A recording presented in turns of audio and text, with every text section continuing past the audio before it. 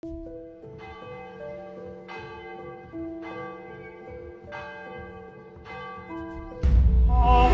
Maria, gratia plena, Dominus tecum, benedicta tu in mulieribus, et benedictus fructus ventris tui, Iesus.